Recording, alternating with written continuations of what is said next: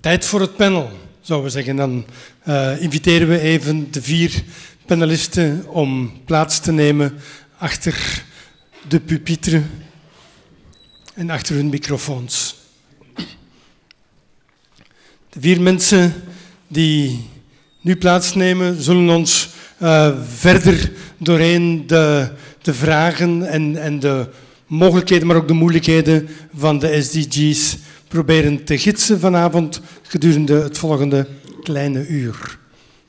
Donc je vais présenter les de la gauche à la droite. Donc Madame Cassirs tout d'abord, Isabelle Cassirs, qui est professeure d'économie à l'UCL.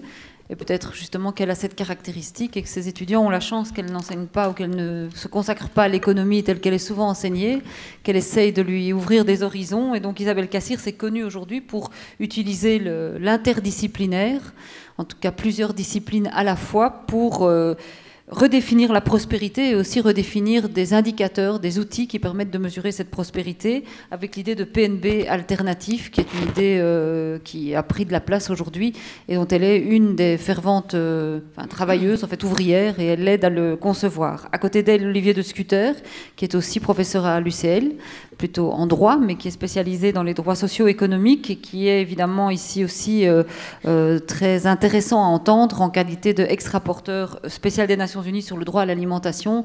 Donc il connaît bien aussi la mécanique de ces réunions et la manière dont ces organisations peuvent fonctionner, dont l'international s'empare de ce type de sujet et d'objectifs. Naast Olivier de Schutter zit niet de fotografe van vanavond, maar Kitty van der Heijden, die gewoon even een foto nam van u om die zo dadelijk te kunnen twitteren als ze even niet aan het woord is. Kitty van der Heijden is directeur Europa voor het World Resources Institute. WRI is een grote internationale think tank, NGO, waar, als ik het goed heb, ongeveer alles bij elkaar 450 mensen voor werken. En die proberen om op internationaal niveau, maar ook binnen de rijke landen, maar ook binnen de opkomende landen, vooral heel veel aandacht te vragen voor de duurzaamheid van de samenleving, van de economie, maar ook van productie en consumptie en andere zaken. Mevrouw van der Heijden was voordien werkzaam in de Nederlandse diplomatie, heeft onder andere de Nederlandse delegatie geleid op de Rio+20-conferentie, is ambassadeur duurzame ontwikkeling geweest. Het lijkt me een goed plan om dat ook in België te hebben. Directeur Klimaat, Energie, Milieu en Water op het ministerie van Buitenlandse Zaken in Nederland. Enfin, heeft een hele carrière achter de rug die net doet en de expertise levert om vanavond in dit panel te zitten. Ze heeft er een heel leven voor gewerkt, maar nu is ze eindelijk lid van ons panel. Dries Lesage, als 4e panellid, is docent internationale politiek aan de Universiteit Gent, met heel veel klemtoon op multilaterale samenwerking. Daar zit onder andere de G20 in, dus Dries kan eventueel de inschatting van meneer Van Rompuy straks wat verdiepen. Werkt ook veel rond internationale belastingssystemen en het proberen rechtvaardiger maken daarvan. Belangrijk is ook dat Dries Lesage niet alleen een academische carrière heeft of academische interesses heeft, maar zich ook op heel veel vlakken engageert in het middenveld. In de Federale Raad voor Duurzame Ontwikkeling bijvoorbeeld, ook binnen 1111. En hij is tenslotte een gewaardeerd en actief lid van de Mo Academy, maar dat wist u allemaal al. Beatrice. Alors, nous avons procédé pour diviser les thématiques par une série d'assertions, d'affirmations que vous allez voir s'inscrire derrière vous. Et donc, nous privilégierons chaque fois 2 interlocuteurs pour qu'ils commentent ces assertions et les 2 autres répondront de façon plus courte, de façon à ce qu'on puisse avoir le temps suffisant de débattre de chaque assertion. La première, et je démarre mon chronomètre, c'est l'idée de dire que, bon, il y a des engagements, on va vers une déclaration commune, des engagements communs. Et le risque, et on le sait déjà, qu'une série de ces affirmations, de ces engagements, cachent des divergences fondamentales. Alors la question qui se pose, c'est quel est le risque finalement que ce ne soit pas une déclaration des engagements de façade et que finalement on se mette d'accord à New York sur une série de choses qui finalement ne vont pas être tenues parce que chacun va essayer de tenter, derrière le côté vague de certains engagements, de finalement y trouver son compte.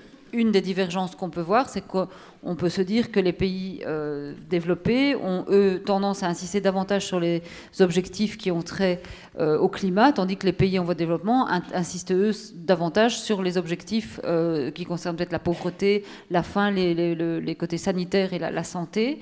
Donc peut-être, Monsieur De Scutter, est-ce que le risque existe qu'on ait finalement des engagements qui paraissent importants, mais qui seraient quand même finalement dans la réalité à minima? Je voudrais d'abord vous remercier de modérer cette soirée et remercier les organisations CNCD 11-11-11 et Elf de l'avoir mise sur pied. Je crois que c'est au moment où on va discuter des moyens de mise en œuvre que ces divergences vont se manifester. Il est relativement aisé de s'entendre sur un ensemble d'objectifs et je dois saluer le travail qui a été fait par des visionnaires qui ont une vue extrêmement ambitieuse de la transformation à opérer. Mais la véritable épreuve du multilatéralisme concerne la question des moyens qui seront mis en œuvre pour passer de l'état présent de la situation mondiale à cette vision qu'on projette pour 2030. Et sur ce point, je dois dire que je suis partagé. D'un côté, on a par exemple dans les objectifs de développement durable des ambitions extrêmement fortes qu'il faut saluer. Je crois notamment que l'insistance sur la réduction des inégalités, notamment dans l'objectif de développement durable numéro 10, réduire les inégalités au sein de chaque pays et entre pays, est extrêmement importante, a des liens directs avec la transition écologique sur lesquels je pourrais m'attarder. Et ceci contraste avec les objectifs du millénaire pour le développement qui se contentaient d'affirmer la nécessité d'un seuil minimum garanti à tous, mais sans s'intéresser aux écarts de revenus croissants entre pays et au sein des pays. Donc je crois que c'est quelque chose d'extrêmement important et je crois que l'insistance mise sur la protection sociale est aussi extrêmement bienvenue. C'est, je crois, tout à fait essentiel que l'on aille vers la généralisation de la protection sociale pour tous, comme promettent de le faire les objectifs de développement durable. Mais je prends deux exemples pour illustrer ma crainte que les moyens ne seront pas au rendez-vous. Le premier exemple, c'est que cette généralisation de la protection sociale, qui est appelée de ses voeux par la Conférence internationale du travail, qui a adopté en 2012 une recommandation 202 extrêmement importante sur les socles de protection sociale, qui fait l'unanimité dans son objectif pour les pensions, l'assurance maladie invalidité, l'aide sociale, les allocations familiales pour tous, pour nous protéger des risques de l'existence, exige qu'on aide les pays en développement à mettre sur pied des systèmes de sécurité sociale performants. Et pour l'instant, je dois dire qu'on est très loin de voir quel type de soutien ils pourront recevoir. Ce sont des pays qui n'ont pas une capacité administrative suffisante pour mettre sur pied ces systèmes. Ce sont des pays qui ont des budgets souvent insuffisants pour les financer, même si à l'échelle mondiale, on estime, c'est une estimation de l'OIT, qu'il faudra en moyenne entre 2 et 6% du PIB mondial pour financer la protection sociale pour tous. Ce pourcentage est de 10,7% pour les pays les moins avancés, de 28% du PIB pour un pays comme la RDC. Il y a donc un besoin de financement qui est tout à fait important. Ce sont des pays qui sont faiblement diversifiés dans leur économie, qui sont donc peu résilients aux chocs climatiques et économiques. Et ce sont des pays qui subissent une concurrence internationale qui fait qu'ils sont tentés de ne pas augmenter les salaires, de ne pas améliorer la protection sociale, parce qu'ils voient, à tort, mais ils voient la réduction des coûts du travail comme un atout dans la concurrence internationale. Ce sont des pays dont l'avantage comparatif aujourd'hui se définit par la pauvreté de la population qui est entretenue. Que fait-on par rapport à ça? Eh bien, pas grand-chose. Driss Lesage, dans sa capacité académique, moi-même, en tant que rapporteur spécial sur le droit à l'alimentation, nous avons plaidé pour un fonds mondial pour la protection sociale, c'est-à-dire un financement qui permettrait aux pays d'opérer l'investissement nécessaire dans la protection sociale et le faire sans crainte que ce soit fiscalement non soutenable. Cette proposition a été soutenue par l'OIT, elle a retenu l'attention du Parlement européen qui l'a saluée et qui s'est dit partisan de cette solution, elle a retenu l'attention du panel de haut niveau de personnalités éminentes sur l'agenda du développement post-2015, qui est un des processus qui a nourri la réflexion sur les objectifs de développement durable.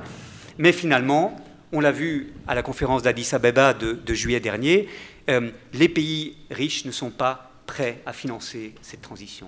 Je prends un deuxième exemple très brièvement. Oui, si vous pouvez juste le citer peut-être, comme ça, votre deuxième exemple. Le deuxième exemple, c'est simplement qu'on a 17 objectifs naturellement. Le 17e objectif va être tout à fait décisif. Il concerne les moyens à mettre en œuvre pour aller vers la réalisation de cette vision. Or, central dans l'objectif 17, c'est plus de commerce international.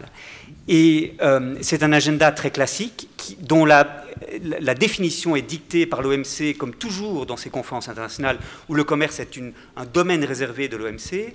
Et malheureusement, dans mon domaine, qui est l'agriculture et l'alimentation, je dois constater que l'abaissement des obstacles aux échanges, l'agriculture d'exportation est allée très souvent trop loin, a mis en concurrence des catégories de producteurs au détriment de la réduction de la pauvreté rurale et n'est tout simplement plus le paradigme dont nous avons besoin pour ce siècle. Donc, soyons extrêmement attentifs aux moyens, aux mécanismes de mise en œuvre. Ça compte tout autant que les fins visionnaires que l'on se donne. Alors, Monsieur Lesage, vous qui avez suivi le processus ici, est-ce que vous avez le sentiment qu'on arrive à quelque chose qui va être tenable ou que on a habillé des divergences et que le texte auquel on va arriver est finalement un peu hypocrite?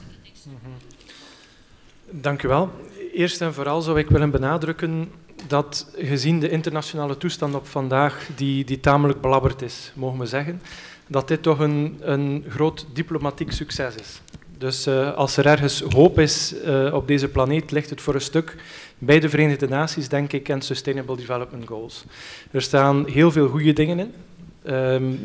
Het is knap dat men zo ver geraakt is onder 193 landen. Er is bijzonder veel kritiek op te geven, absoluut, en daar zullen we het zeker over hebben. Maar ik wil toch beginnen met die positieve inschatting. Duurzame ontwikkeling als concept is terug.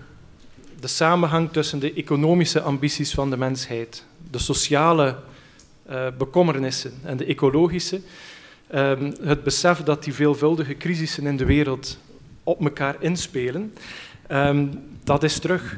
De Verenigde Naties als organisatie in het centrum van de wereldpolitiek komt ook terug, onder andere via Sustainable Development Goals. Dat is allemaal niet toevallig, dat is ook onder druk van de omstandigheden natuurlijk. De omstandigheden die bijzonder ernstig en urgent zijn, maar cynisch genoeg helpen dit soort omstandigheden ons ook soms. Het is een compromistekst en je ziet nog altijd veel tegenstellingen. Ik had de kans om zelf te participeren aan de VN-conferentie Rio Plus 20, 2012, waar dit uiteindelijk uit voortgevloeid is. En de tegenstelling die ik daar zag, zie ik eigenlijk nog altijd. Tussen de Europese Unie samen met arme landen. Aan de ene kant versus Verenigde Staten en BRICS. De eerste groep is voorstander van gedetailleerde engagementen, harde engagementen.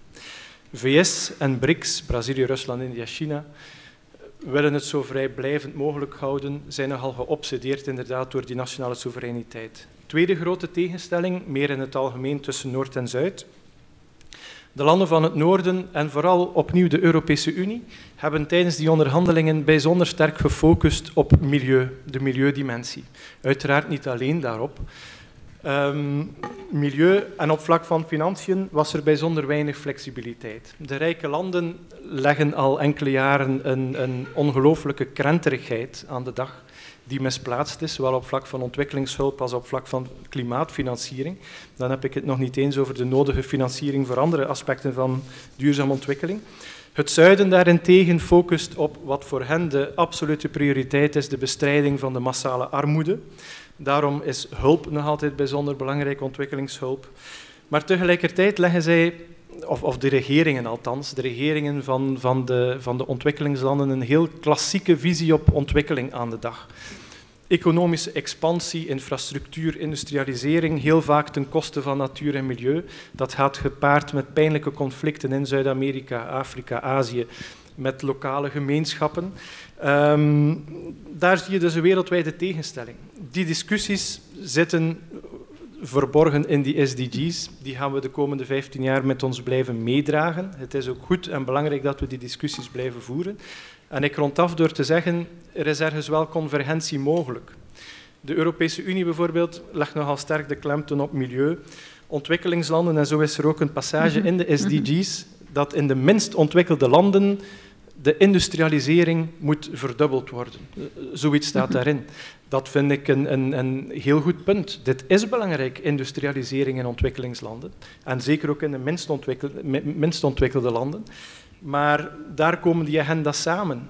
We moeten er met z'n allen over waken dat die industrialisering, die infrastructuur, dat is nu een grote hype in de ontwikkelingswereld, met die nieuwe ontwikkelingsbanken die opkomen, infrastructuur, dat op een zo duurzaam mogelijke manier gebeurt op vlak van ecologie, op vlak van arbeidsrechten, maar dat is mogelijk, denk ik.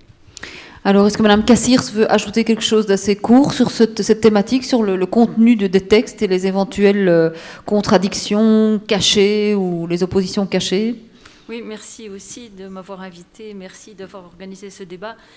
Je voudrais ajouter à ce qui vient d'être dit, effectivement, ce sentiment de contraste entre un texte qui propose une vision extraordinairement généreuse et positive, si vous avez les objectifs sous les yeux dans la feuille qu'on vous a distribuée, et encore, c'est une traduction moins forte que ce que j'ai trouvé sur le site des Nations Unies, qui propose d'éliminer la pauvreté, éliminer la faim, permettre à tous de vivre en bonne santé, parvenir à l'égalité, conserver et exploiter les océans et les mers, préserver les écosystèmes terrestres, promouvoir l'avènement de sociétés pacifiques. Quelle merveille si l'humanité réalise tout ça en 15 ans. C'est un contraste tel par rapport à l'état du monde aujourd'hui qu'évidemment ça peut apparaître comme une totale utopie. Mais je lis aussi l'objectif 8 qui n'est pas traduit sur cette feuille comme il l'est dans le document des Nations Unies, qui dit promouvoir une croissance économique soutenue, certes partagée et durable, le plein emploi productif. Et là, je crois que, on l'a déjà souligné, il y a un contraste entre une vision très généreuse et enthousiasmante et des traces du fait de ne pas vouloir lâcher le modèle dominant qui peut-être nous conduit à tous les maux dont nous souffrons aujourd'hui.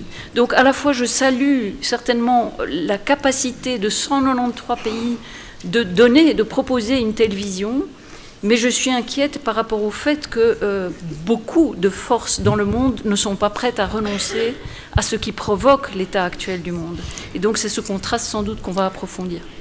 Misschien een heel korte praktische vraag aan mevrouw Van der Heijden om dit onderwerp af te ronden, maar in de preambule van de verklaring die voorafgaat aan de formulering van de doelstellingen zelf, lees ik in paragraaf 26 dat de landen van de wereld zich engageren tot universele toegang tot seksuele en reproductieve gezondheidszorg, inclusief voor gezinsplanning, informatie en vorming.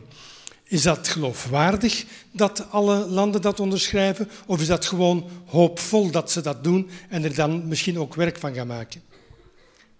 We hebben het hier heel veel gehad over milieu en grote problemen. Een van de allergrootste struikelblokken is nog steeds het feit dat vrouwen het recht op zelfbeschikking over hun eigen lichaam en hun eigen zwangerschappen wordt ontzegd. In de onderhandelingen was dat uiteindelijk bijna net zo pijnlijk als duurzame consumptie- en productiepatronen en questioning the American way of life. Dat vonden er ook een heleboel helemaal niet leuk. Gaat het gebeuren of gaat het niet gebeuren? Dit is geen afdwingbare agenda. Ze gaan het uiteindelijk alleen doen als mensen in beweging komen. Mensen zoals u die hier zitten, maar ook mensen in Irak, in de Arabische landen, in al die landen waar dit soort rechten nog niet gegarandeerd zijn. En we in de VN uiteindelijk een systeem van governance, waar de heer Van Rompuy het over had, om met elkaar af te spreken en te kijken hoe ver we komen. Dat is het systeem waar je uiteindelijk naartoe gaat. Het is niet omdat het in de preambule staat dat het gaat gebeuren. Maar het feit dat het in de preambule staat, ik kan u zeggen, ik heb de wereldonderhandelingen over deze kwestie voorgezeten. De Cairo plus 10 agenda. Dit is de meest pijnlijke, de meest moeilijke agenda. Als dit erin komt, is dat een succes voor het multilateralisme en het succes voor vrouwen. Eindelijk. Dank u wel. Krijgen we meteen stelling 2. De stelling 2 is, kijk, dit is de grote doorbraak. De hele wereld verklaart dat duurzame ontwikkeling het beleidskader van de toekomst is. En dan komen we meteen natuurlijk of dan dreigen we meteen in semantische discussies te komen van wat betekent eigenlijk duurzame ontwikkeling en waar staat dat voor? En duurzaam gaat over het houdbaar zijn, dat betekent ook volgehouden, maar het betekent in deze context eigenlijk en oorspronkelijk dat het compatibel moet zijn tussen de sociale, economische en de ecologische draagkracht en noodzaak in de wereld. Daar is de vraag dan of dat beleidskader dat hier uitgezet wordt en uitgetekend wordt, en dat is al gezegd vanavond, dat in zekere zin baanbrekend is. Nooit gezien dat de hele wereld zich achter zo'n toch wel mooie verklaring en opsomming van doelstellingen schaart. De vraag is of dat de duurzaamheid van die duurzame ontwikkeling, of dat die helder genoeg is en of dat die ambitieus genoeg is. Misschien, mevrouw Van der Heijden, kan u daar nog even als eerste op ingaan, op die vraag. Is dat sustainable voldoende aanwezig in die sustainable development? Ja, voor mij is dit een absolute doorbraak. Kijk, als ik er ouder uitzie dan mijn leeftijd is, dan komt dat omdat ik 5 jaar met deze agenda gewerkt heb. 2 jaar in de aanloop naar Rio en 3 jaar om uiteindelijk deze doelen eruit te persen. Dus dat is een vrij lange zwangerschap geweest, kan ik u vertellen. Als je kijkt naar de MDG's, dan waren dat fantastische doelen. Die waren hartstikke hard nodig, maar ze waren wel heel beperkt. Als je kijkt naar duurzame ontwikkeling, dan zien heel veel mensen dat als een soort groen wormvormig aanhangseltje. Maar echte duurzame ontwikkeling gaat over de balans tussen 3 pilaren. Economy, equity, ecology. Economie, sociaal en milieu. Kijk je terug naar de afgelopen 20 of 40 jaar, dan hebben we het economisch met z'n allen hartstikke goed gedaan. De economie is sinds 1950 verdubbeld. De helft van de output komt nu uit ontwikkelingslanden. De reële economie van China is sinds 1980 20 keer gegroeid. Ongelooflijk. We mogen doorgaan. En dan kijk je naar de equity-poot, de MDG-poot, de sociale doelstellingen. En dan zie je dat we enorme vooruitgang hebben geboekt. Op het uitbannen van honger, of nog niet uitbannen, maar op het in ieder geval fors reduceren. Op het fors reduceren van maternale sterfte. Maar dat er nog een hele unfinished business aan agendapunten over is. Met name op het terrein van gender issues. En dan kijk je naar de milieuagenda, de derde poot die in balans moet staan. Als je dan kijkt naar de afgelopen 20, 50 jaar, dan zie je exponentiële grafieken. En het zijn allemaal grafieken waar je van gaat huilen. Het zijn allemaal grafieken, of het dan gaat over biodiversiteit, bodemvruchtbaarheid, verzuring van de oceanen, klimaatverandering, zoetwaterschaarste, waar je exponentieel grotere problemen ziet. Dus wat hebben we met z'n allen gedaan de afgelopen jaren? We hebben de economie geweldig gegroeid, hartstikke goed. We hebben die groei niet evenwichtig verdeeld, ongelijkheid is groter geworden en nog steeds heeft niet iedereen een menswaardig bestaan. En we zijn vooral gegroeid ten koste van ons natuurlijk kapitaal. Ten koste van ons ecosysteem waar wij allemaal van afhankelijk zijn. Van schone lucht, van water, van land om ons voedsel te verbouwen. En voor arme mensen komt dat nog veel harder aan dan voor ons. Wij kunnen ons best verdedigen tegen klimaatverandering. Zelfs in een land als Nederland dat onder de zeespiegel ligt. Maar arme mensen in Bangladesh of in Vietnam kunnen dat niet. En wat hebben die SDG's gebracht? En waarom is dit een echte doorbraak en een triomf voor het multilateralisme? Dat mag ik echt zo zeggen. Ondanks alle zwakke punten die erin zitten. Is dat je nu die verknoping ziet tussen al die onderwerpen. Neem een onderwerp als water. Ik zal 2 voorbeelden noemen. Water. In de MDG-agenda was water versmalt tot drinkwater. Ongelooflijk belangrijk voor menselijk welzijn. Maar wel een hele smalle wateragenda. Als u zich bedenkt dat 10 jaar na nu, dat is overmorgen in mijn agenda, 10 jaar na nu, meer dan 2 miljard mensen last hebben van absolute waterschaarste. Dat is dat water zo schaars is, dat al onze ontwikkelingsinspanningen niet alleen teniet worden gedaan, maar dat die mensen worden teruggezet in de tijd. En wat zie je in de SDG's? We hebben het niet alleen over drinkwater, hoe belangrijk dat ook is, maar we hebben het over water en efficiënt watergebruik in de landbouw. We hebben het over water in energie.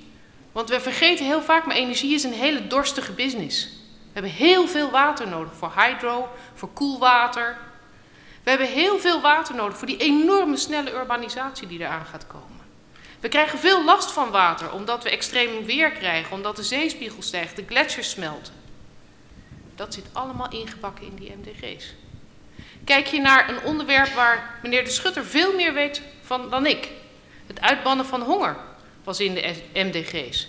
Maar wat zien we nu in de SDG's? Een veel grotere systeembenadering. Het gaat niet alleen meer om honger. Het gaat om het brengen van voedselveiligheid en voedselzekerheid. Wat heb je dan nodig? Voldoende land. Betere landbouwproductiemethoden.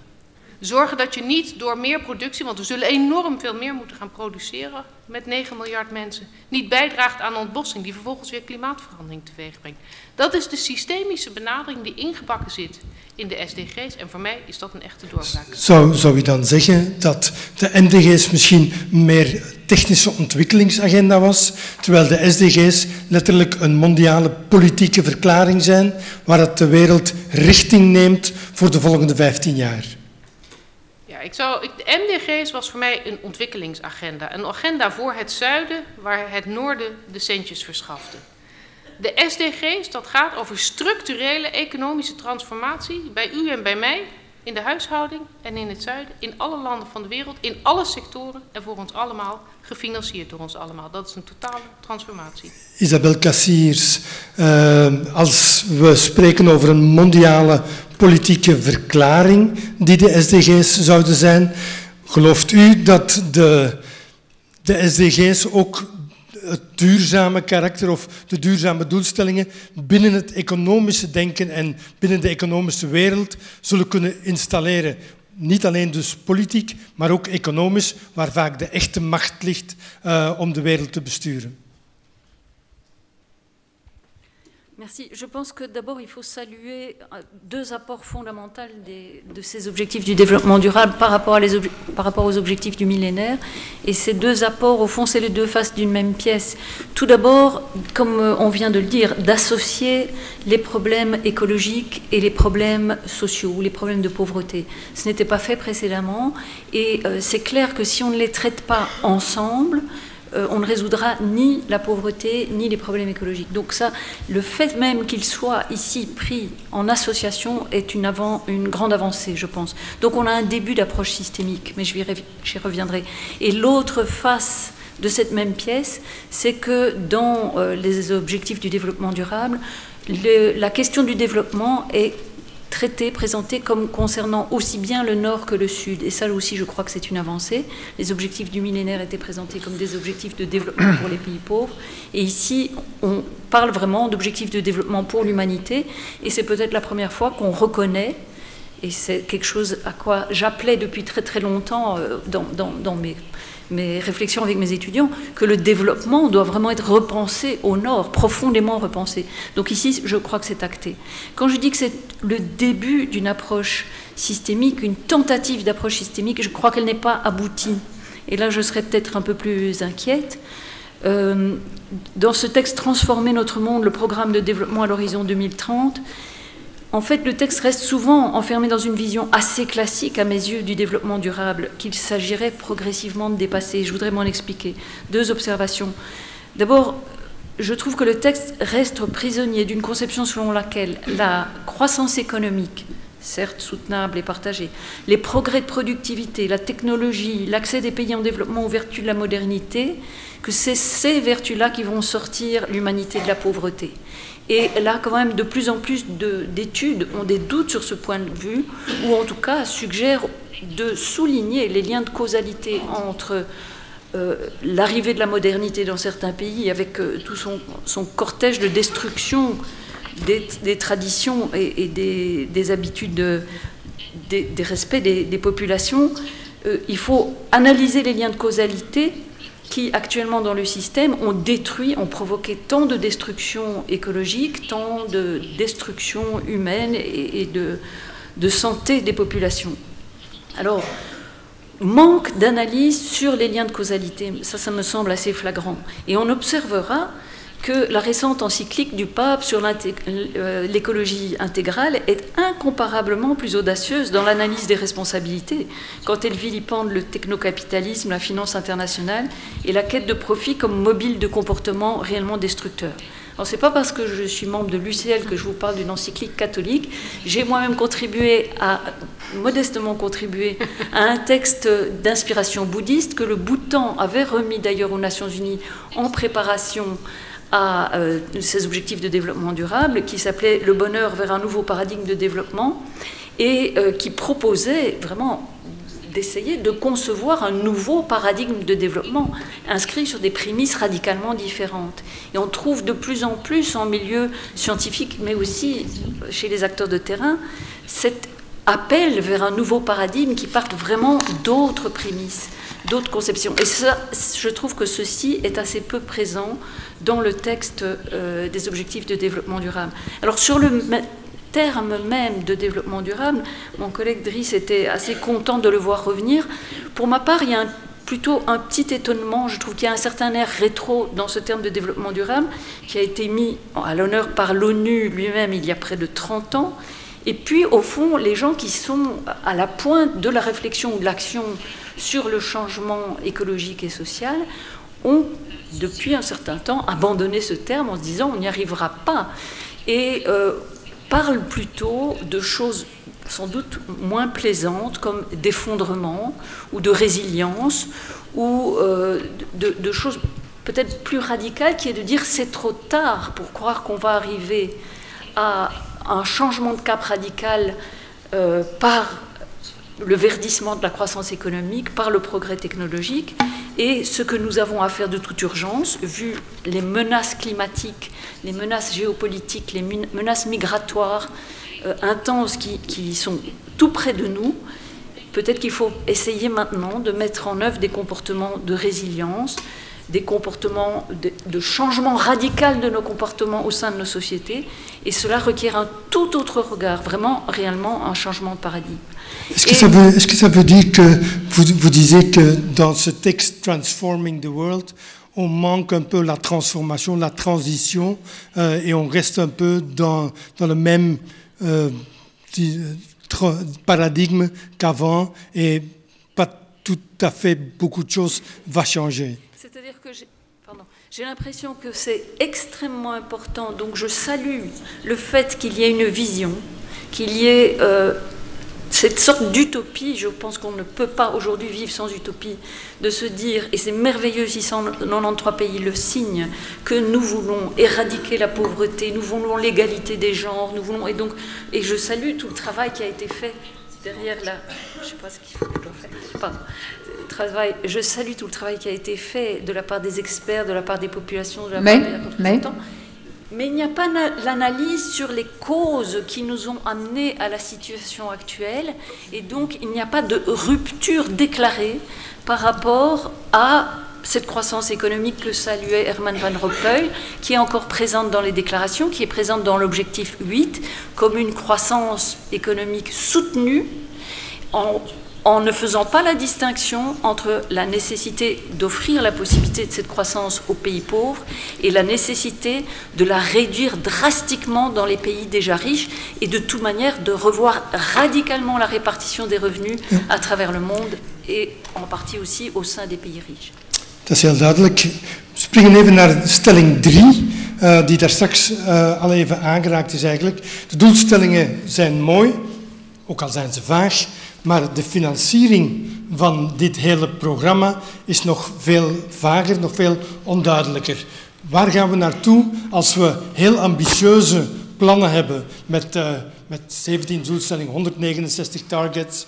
De hele wereld gaat daaraan werken. We gaan de wereld hervormen. UNCTAD heeft berekend dat we daar tussen de 3 à 5 biljoen dollar per jaar voor nodig hebben de volgende 15 jaar. Als je dat afzet tegen de 150, 160 miljard dollar ontwikkelingshulp, dan weet je al welke enorme kloof er nog moet overbrugd worden. Enfin, niet alles moet van ontwikkelingssamenwerking komen. Maar dat is dus de vraag, van waar gaat het geld komen en gaan de middelen beschikbaar gemaakt worden en ingezet worden waar ze nodig zijn om deze SDG's te realiseren. En misschien, Olivier de Schutter, u hebt er daar straks in uw eerste interventie al naar verwezen. Aan u heel concrete vraag. Op dit moment kijkt de internationale gemeenschap, en dat was heel prominent aanwezig in Addis Abeba in juli, naar de privésector om de doelstellingen te realiseren. Is het realistisch? Is het verstandig om die kant op te kijken? Gaat de privésector dat geld inbrengen? En gaat ze dat inbrengen om de doelstellingen te realiseren, zoals mevrouw Cassiers ze formuleert, als een soort breuk met het heden, laat staan het verleden? Oui, je crois que ce que Isabelle Cassirs disait de manière tout à fait correcte et avec des mots très justes, c'est que la question, au fond, anthropologique de notre rapport à ce que c'est que le développement n'a pas été posée. Et je crois que c'est une question qui exige de nous un examen de conscience véritable. Des modes de production et de consommation durable, c'est vrai, c'est très important de se poser cette question-là, mais il y a beaucoup d'indices qui donnent à penser qu'au fond, c'est une vue tout à fait classique du développement par la croissance qui a été retenue. Donc je crois que c'est tout à fait important. Je réponds maintenant à votre question. Ce que je disais tout à l'heure, c'est que effectivement, à défaut de moyens, les visions généreuses ne sont que des mots. Et ce qu'a montré l'agenda pour l'action d'Addis Abeba, c'est au fond une absence de volonté des pays riches de mettre en question l'architecture économique internationale en dépit de l'incapacité qu'ont les pays très pauvres de sortir de l'état de pauvreté qui est le leur, étant donné la manière dont la structure économique internationale est conçue. On se rappellera tout de même qu'à Addis Abeba, la controverse principale a concerné la lutte contre les flux financiers illicites, l'évasion et l'optimisation fiscale qui conduit à un très important manque à gagner pour les pays en développement. Et le Brésil, avec d'autres, avait proposé une instance onusienne pour, au fond, harmoniser davantage l'approche de la question de la fiscalité, limiter la concurrence fiscale et surveiller le comportement des multinationales de ce point de vue-là.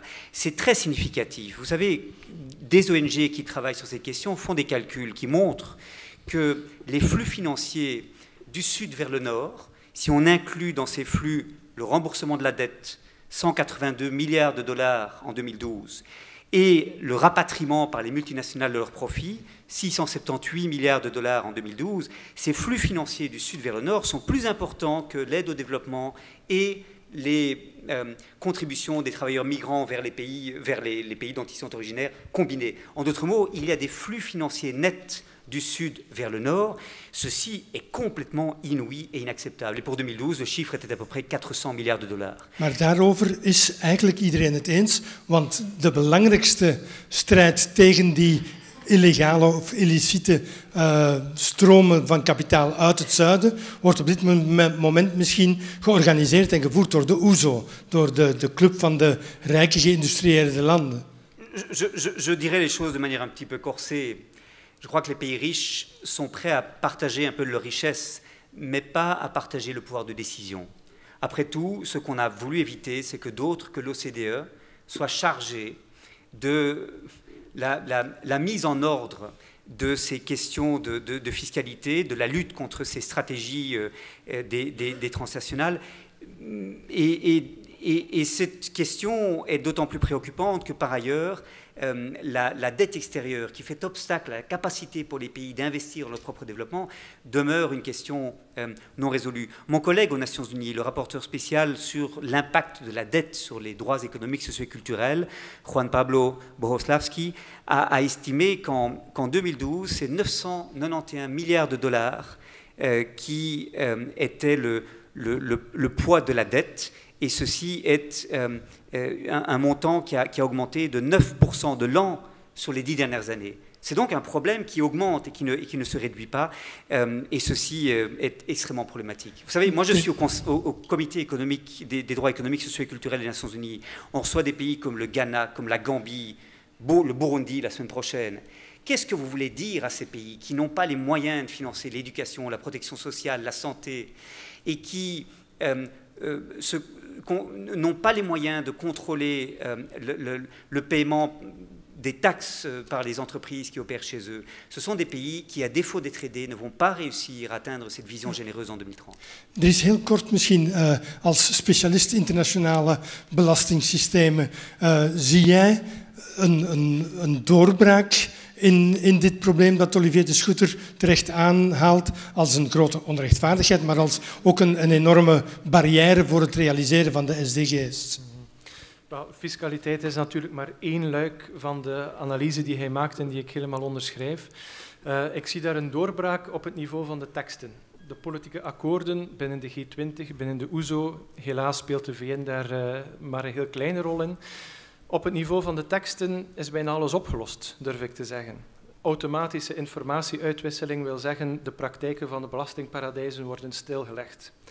Wat multinationals betreft is nu het principe aanvaard door de leiders van de G20 en de OESO dat de winsten boekhoudkundig daar moeten naar boven komen waar ze economisch gerealiseerd zijn en niet meer in Jersey of Bahamas. Maar nu komen we in de uitvoeringsfase. En als kritische politicoloog heb ik toch ergens het gevoel, dit is allemaal iets te vlot gegaan. Macht en rijkdom wordt niet zomaar afgestaan. Dus we moeten enorm op onze hoede zijn in deze uitvoeringsfase. En dat brengt mij ook bij een institutioneel probleem wat Sustainable Development Goals betreft, want die eerlijke fiscaliteit is noodzakelijk om SDG's een succes te maken. Daar ben ik van overtuigd. Maar dat wil tegelijkertijd zeggen dat ook andere ministers dan die van Milieu- en Ontwikkelingssamenwerking zich SDG's zullen moeten eigen maken. Ook onze minister van Financiën bijvoorbeeld heeft hierin een bijzonder belangrijke rol. Financiën is verantwoordelijk voor de filière G20, OESO enzovoort. De minister van Ontwikkelingssamenwerking weet daar normaal gezien niks van. Maar is dat besef er? Want het gevaar is heel duidelijk aanwezig en in het verleden hebben we dat al te vaak gezien. Dus het is een clear and present danger, om niet te zeggen een chronisch gevaar de komende 15 jaar. En ik druk mij cru uit eventjes dat de andere ministers SDG's gaan beschouwen als de speeltuin van de minister van Ontwikkelingssamenwerking en Milieu. En dat is absoluut niet de bedoeling. Kitty van der Rijden, als het niet de speeltuin mag zijn van de minister van Ontwikkelingssamenwerking, speelt ontwikkelingssamenwerking dan nog een belangrijke rol in die hele SDG? Om het te financieren, om het mogelijk te maken? Wat is jouw inschatting daarvan? Ja en nee. Om lekker dubbel te zijn. Klinkt politiek. Nee, omdat als je kijkt naar de mondiale financiële stromen is ontwikkelingsgeld een druppel op een gloeiende plaat. Als je kijkt naar wat er wereldwijd aan buitenlandse investeringen wordt gedaan, wat voor geld er wordt verdiend met handel, de remittances, dat is allemaal vele malen meer dan wat wij mondiaal in het topjaar van de ontwikkelingssamenwerking 135 miljard euro bij elkaar hebben geraapt. Dus daar moeten we het niet van hebben. Aan de andere kant is dat de enige portefeuille die een dedicated agenda heeft voor de kwetsbaren van deze aarde. Dus wat we moeten doen met dat relatief bescheiden bedrag dat wij met z'n allen bij elkaar halen. En laten we wel wezen, er zijn nog maar heel weinig landen die 0,7 halen. Die we al, wat zal het zijn, 40 jaar geleden beloofd hebben aan de menselijkheid. Dat kleine beetje wat we daarvoor hebben, moeten we echt richten op de allerarmsten. Daar moeten we veel betere targets op gaan zetten. En eigenlijk zou van dat bedrag ten minste 50% in mijn opinie naar de allerarmsten moeten gaan. Dat is nog lang niet zo ver, maar daar ligt uiteindelijk de opdracht. En een niet onbelangrijke opdracht, we hadden het over fiscaliteit, ik durf het bijna niet te zeggen, maar ik ben fiscaal-econoom van achtergrond. Ongelooflijk belangrijk, vergeten we. De grootste bijdrage aan ontwikkeling komt niet van de private sector, komt ook niet uit uw en mijn belastingcentjes, maar komt uit nationale budgetten en van mensen zelf. Kijk je naar het mondiale budget voor onderwijs, dan praat je over 1300 miljard dollar, dat zijn onvoorstelbare hoeveelheden. Daarvan komt 98% uit het nationale budget in ontwikkelingslanden en uit de broekzak van arme mensen. Ontwikkelingshulp is daar maar 2% van. Wij moeten dus met z'n allen gaan werken aan goed beleid in ontwikkelingslanden en vooral aan het verbeteren van de belastinginkomsten in ontwikkelingslanden. Dan hebben zij zelfzeggenschap over het geld en waar dat naartoe gaat. Dat is dé grote uitdaging voor de komende jaren. Moeten we dan ook nog protesteren als een regering, de Nederlandse om ze niet te noemen, zwaar gaat hakken in het budget ontwikkelingssamenwerking? Of is dat allemaal zo marginaal dat we dat kunnen laten passeren? Nee, voor mij is dat zal voor iedereen anders zijn. We hebben een afspraak gemaakt. Dit is een morele verplichting aan de wereld, aan het menselijke welzijn. Ik zou zeggen, actievoerders van België, verenigt u en kom met z'n allen naar de Noorderburen. Justement, on va passer aussi à la partie d'adaptation qui est demandée, c'est le quatrième stelling, c'est partie d'adaptation que ça va nous demander à nos gouvernements, à l'Europe. Madame Cassirs, en termes par exemple d'objectifs de développement durable, on dit quand même que la Belgique n'a pas vraiment de politique de développement durable comme telle, la Wallonie faible, c'est ce que me disait Michel de Meulenard, notre spécialiste environnement, qui était assez dur sur la chose. Est-ce que nous sommes capables, ou qu'est-ce que les Belges doivent faire pour tenir leur rang une fois que nos ministres auront été signés à New York? De nouveau, il me semble qu'il faut bien examiner les relations de causalité. Les objectifs du développement durable ici nous parlent dans l'objectif 12 d'établir des modes de consommation et de production durables. Cela dit, dans le reste du texte, on ne voit, cet objectif-là est un peu noyé dans l'idée que le progrès technologique, la croissance verte, les énergies renouvelables et le découplage vont nous apporter des solutions. Alors les études que je connais, les études qui me semblent les plus crédibles, n'accordent pas trop de chance au découplage. Enfin, le découplage, il existe déjà en partie, et pour ceux qui ne savent pas ce que c'est l'idée de dissocier la croissance économique de son impact environnemental, donc de sa consommation de matière, de son émission de CO2, etc.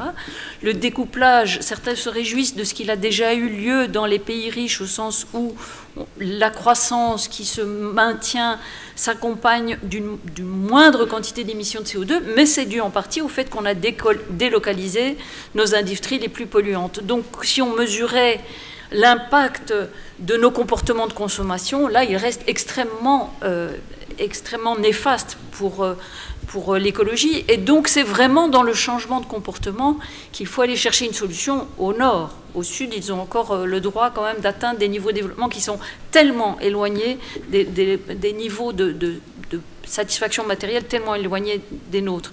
Et donc, il faut absolument adjoindre un changement radical des comportements au sein des pays riches et ne pas imaginer, et là je m'excuse mais je suis en désaccord avec l'exposé de Herman Van Rompuy, ne pas non plus croire qu'il y aura ce fameux trickle-down effect, c'est-à-dire le fait que si les riches s'enrichissent, ça finit par profiter aux plus pauvres parce qu'il y a un effet d'entraînement. Et alors, les évidences depuis 30 ans montrent que ce n'est pas le cas. Peut-être qu'on pourrait concevoir un type de croissance qui conduise à cela, mais en tout cas depuis 30 ans, on n'est pas du tout dans ce processus-là.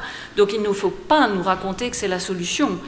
Ce que les études qui me semblent les plus crédibles suggèrent, c'est qu'il faut radicalement revoir nos comportements de consommation et de production dans les pays riches. Et là, il y a déjà une quantité d'expériences qui existent. Et de nouveau, il y a des quantités de mouvements sociaux ou d'acteurs qui n'ont pas attendu qu'on trace des grands plans pour passer à l'action. Et je voudrais saluer l'action de la société civile et d'une grande partie de la jeune génération qui s'engage dans les villes et quartiers de transition, les habitats groupés, l'économie du partage, l'économie circulaire, l'économie des fonctionnalités, la permaculture, les groupements d'achat. Mais ma question portait sur le politique. Qu'est-ce que le politique, alors, lui, voilà, est-ce que... j'y arrive précisément, c'est que toutes les études qui s'intéressent à cette préfiguration de ce que pourrait être la vie révisée dans les pays riches disent l'action des pouvoirs publics devrait être absolument de soutenir toutes ces initiatives qui sont actuellement dispersées et doivent lutter contre un système dominant qui les entrave au lieu de recevoir un soutien des pouvoirs publics qui les aide à devenir à basculer, à faire un basculement systémique qui fasse que ce type d'activité, qui est désirable, qui est nécessaire, devienne la norme et non pas la marginalité qui se heurte constamment aux obstacles du système dominant. Donc, appel au pouvoir public à tous les niveaux, que ce soit de la commune, de la région, de la nation ou de l'international, à passer de cette vision sur des objectifs à une vision sur la manière dont toutes ces actions qui existent et toutes ces réflexions qui existent peuvent être fédérées, être mises en cohérence pour provoquer le basculement systémique dont on a besoin. On va demander aux politologues ce qu'ils en pensent, parce que là, est-ce que ce n'est pas un endroit particulièrement évident où le monde politique, quand il sera à New York et va signer ces textes, notamment, on va prendre les nôtres, les Belges, vont être très loin de leur capacité à remplir ces objectifs qu'ils vont signer. Est-ce qu'il n'y a pas là un écart quelque part presque qui ne vont pas combler, en fait, où ils vont revenir, et c'est un objectif pour les raisons que vous dites, en disant est-ce que c'est la plaine de jeu du ministre de la Coopération, mais aussi parce qu'ils vont être pris par beaucoup d'autres agendas qui sont venus se mettre au-dessus de celui-là. Maar eerst en vooral, ik denk, de uitvoering van SDG's gaat ook over heel wat zaken die in het eigen land moeten gebeuren. En ik verwacht toch dat de federale overheid samen met de deelstaten het nodige institutionele kader opzet om dat op een goede manier te doen, die samenhang te respecteren en ook de voortgang op te volgen. En er bestaat dan een beleidskader duurzame ontwikkeling, dus ik hoop dat dat zal gereactiveerd worden. Et pour l'instant, parce que M. Van Rompuy donnait une cotation qui a été donnée dans un autre classement, la Belgique, est-ce que là vous estimez que la Belgique là-dessus performe, qu'il y a un gros effort à faire ou qu'il y a un gros défi à relever pour cette politique commune partagée par le fédéral et les régions? Natuurlijk, op sommige van die terreinen scoort België als zeer rijk land al zeer goed. Maar als het bijvoorbeeld gaat over de halvering van het aandeel armen in de bevolking volgens nationale definities, ja, dat is een SDG die voor iedereen geldt, ook voor België. Dus dat wordt een serieuze opgave. Maar op een meer fundamenteel niveau of op een mondiaal niveau zie ik toch nog andere dreigingen voor SDG's. Als we nu eventjes de goed nieuws show rond die SDG's verlaten en wat kritischer worden. Als we iets geleerd hebben over de MDG's, dat is dat in die tekst nooit alle factoren, omgevingsfactoren kunnen gecoverd worden. Van Rompuy is terecht begonnen met te verwijzen naar de gewapende conflicten. Die kunnen SDG's blijven bedreigen, onderuit halen. Klimaatverandering die op hol slaat. Financiële stabiliteit. SDG's gaan niet over financiële stabiliteit, maar dat is hard nodig. En zo kan ik nog andere voorbeelden geven. Nog eentje misschien, de SDG over energie pleit voor toegankelijke energie voor iedereen, pleit voor hernieuwbare energie, energie-efficiëntie, maar tackelt op geen enkele manier rechtstreeks de sector van de fossiele brandstoffen. We maken een fossil fuel boom mee op aarde. Dat zijn dan andere beleidscenakels, andere machtsgroepen dan degene die SDG's onderhandeld hebben, maar die zitten ook op deze planeet en die zijn heel hard bezig met een omgekeerde agenda. Dus wat België betreft, die natuurlijk in Europees verband moet spelen, moet vooral ook die omgevingsfactoren in de gaten blijven houden, wij allemaal. En dat is wel een kwestie van veel strijd en heel zware tegenkrachten, hoor. We mogen daarover niet naïef zijn. Et justement, quand on voit l'impact pour la capacité, parce que M. Van Rompuy disait l'Europe finalement a joué un rôle un peu de leader et un peu de pionnier dans nombre de ces dossiers, on va avoir une Europe qui va arriver à New York qui pèse sur ses épaules.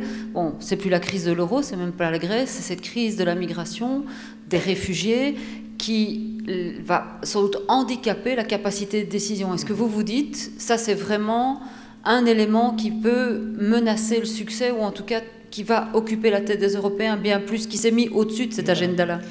De Europese Unie zit nu in een kramp, is zeer introvert, probeert zich af te sluiten, letterlijk.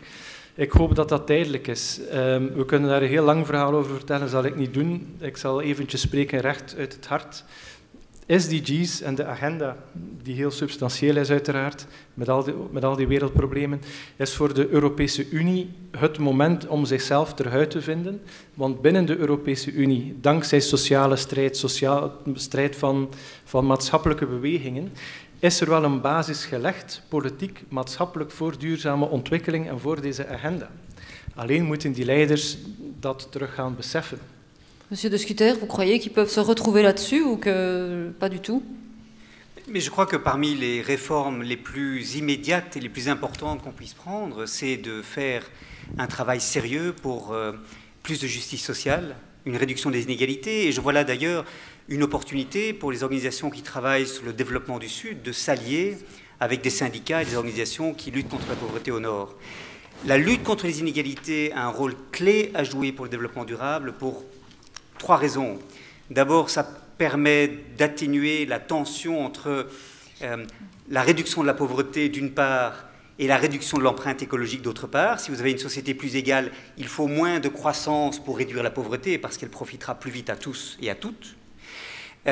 Ça permet par exemple de taxer l'usage d'énergie fossile sans que cela ait des impacts trop importants sur les pauvres qui n'auraient pas les moyens de payer ce supplément de taxes. Deuxièmement, plus d'égalité, ça signifie que les gens ne vont plus être dans une sorte de compétition pour consommer autant que le voisin, et que les styles de vie peuvent être du coup plus sobres sans qu'il en coûte socialement, du point de vue de sa présentation à autrui. Et puis troisièmement, dans des sociétés fortement inégales, on a des groupes qui ont tout intérêt à exercer un veto sur toute transformation d'ensemble et qui s'opposent à toute réforme significative qui nous amènerait à des modes de vie plus sobres pour contribuer notre part au développement durable. Je crois que donc la lutte contre les inégalités, la justice sociale est absolument vitale et c'est à mes yeux en Belgique ce vers quoi on devrait aller pour être sérieux dans notre engagement vis-à-vis des objectifs de développement durable. Juste que ma question était une question justement, pas de principe, mais c'est une question de dire, est-ce que ce discours-là aujourd'hui a une place, étant donné les enjeux qui viennent se surimposer, et notamment enjeux venus de l'extérieur. Je veux dire, aujourd'hui, on est passé du discours sur la compétitivité, sur le tax shift, on est passé à un discours qui est un discours de migration, de poids, de cette population qui continue à s'interroger sur comment elles vont gérer des gens qui viennent de l'extérieur, et que tout ça va empêcher une vraie discussion sur les enjeux de fond. Est-ce que c'est pas ça que vous craignez ? Oui, c'est toujours le même problème du court-termisme qui retarde à jamais les réformes nécessaires pour le long terme. Et la réaction est parfois de dire, au fond, le problème, c'est que les politiques réagissent en fonction de la prochaine échéance électorale. Il faut donc peut-être moins de démocratie et confier à des experts le soin de définir une trajectoire. Moi, je crois que c'est plus de démocratie qu'il faut. C'est plus de transparence dans la manière dont les décisions sont prises. C'est une implication plus forte et quotidienne des citoyens. Et ce que Isabelle Cassirs se disait sur les innovations sociales de la génération qui monte, qui recherche des modes de vie différents, c'est aussi des innovations sociales qui sont un message envoyé aux politiques. On n'a pas besoin de vous, on n'a pas besoin d'attendre votre autorisation pour avancer. Nous avançons et nous recréons notre propre monde. Merci. Goed, dank u wel. De vijfde stelling sluit daar perfect bij aan. De stelling zegt, zonder breed en lokaal draagvlak kunnen de SDG's geen echte impact krijgen. Daar is denk ik al door een aantal sprekers op gewezen. Dus ik stel voor dat we het debat daarover straks bij het drankje houden. En dat we nu vragen aan Jacques de Batty, voorzitter van CNCD, om de avond af te ronden met zijn slotwoord.